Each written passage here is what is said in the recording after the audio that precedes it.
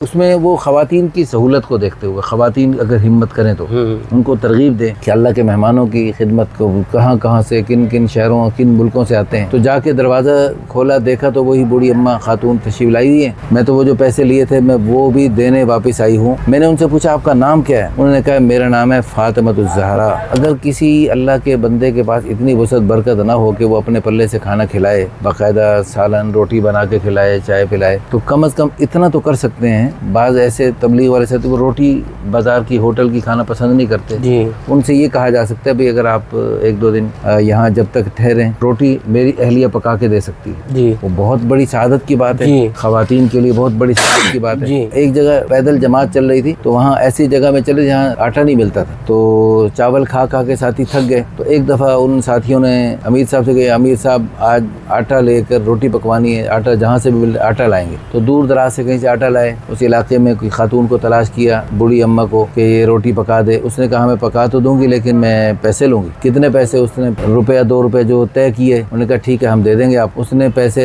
तय किए, रोटी पकवाई और खाई। जमात वाले रात को सो गए। सुबह तहज्जुद के टाइम दरवाज़ा मस्जिद का खटखटाया, किसी ने देखा। साथी परेशान भी इस वक्त कौन आ गया। तो जाके दरवाज़ा खोला, देखा तो वही बूढ़ी अम्मा खातून तशरीफ़ लाई हुई है। भाई क्या हुआ, आप खैरियत से तशरीफ़? कहते हैं मैं वही हूँ जो रोटियाँ पकाई थी आप लोगों की। तो क्या हुआ, खैरियत है? पैसे कम थे, पैसे और दे देते हैं आप। कहते नहीं पैसे बेटा पैसे नहीं, मैं तो वो जो पैसे लिए थे मैं वो भी देने वापस आई हूँ, क्योंकि मुझे रात को ख्वाब में एक अल्लाह की नेक बंदी खातून की ज़ियारत हुई। तो उन्होंने फरमाया कि वो जो हाथ है ना, जिन हाथों से तूने अल्लाह के मेहमानों की खिदमत की और मेरे अब्बा जान अलैहिस्सलातु वस्सलाम के दीन की खिदमत के लिए चलने वाले अल्लाह के मेहमानों की खिदमत की, जिन हाथों से आपने उनकी रोटियाँ पकाई वो हाथ मुझे दिखाओ, मैं इनको चूमना चाहती हूँ। तो मैंने हाथ आगे किए, उन्होंने मेरे हाथ चूमे। मैंने उनसे पूछा आपका नाम क्या है? उन्होंने कहा मेरा नाम है फ़ातिमा-उज़-ज़हरा रज़ी अल्लाह अन्हा।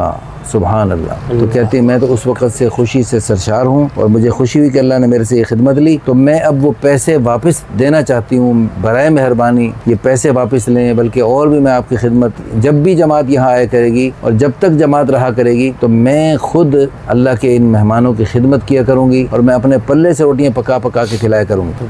तो अल्हम्दुलिल्लाह ये बहुत बड़ी सआदत की बात है, बहुत बड़ी सआदत। हमारे वालिद साहब रहमतुल्लाह अलैह महल्ले में जब भी जमाते बड़ी नुसरत खिदमत फरमाते, इकराम फरमाते। रोटी में ना तंदूर से रोटियां पकवाते घर में या घर पकवाते थे। मेरी अहलिया अल्लाह उनको जज़ाए खैर अता फरमाए, उनसे यानी मैं इंशाअल्लाह शहरी का खाना पकवाते। लेकिन कभी घर में कोई मजबूरी होती तो तंदूर से रोटी पकवाते और आटे में थोड़ा सा सोडा डलवाते थे ताकि रोटी नरम हो जाए। तो अल्लाह के मेहमान जमात में बाज़ दफ़ा बुजुर्ग भी होते हैं तो उनको सख्त रोटी चबाने में मुश्किल न पेश आए। तो अल्हम्दुलिल्लाह इस तरह वो अल्लाह के मेहमानों की खिदमत करते थे। अल्लाह ने उनको कितनी प्यारी मौत दी। जुमे के दिन जुमे की तरफ चलते हुए बुलंद आवाज़ से कलमा पढ़ते पढ़ते अल्लाह के पास गए। चेहरे पर इतनी वाज़ेह मुस्कुराहट थी।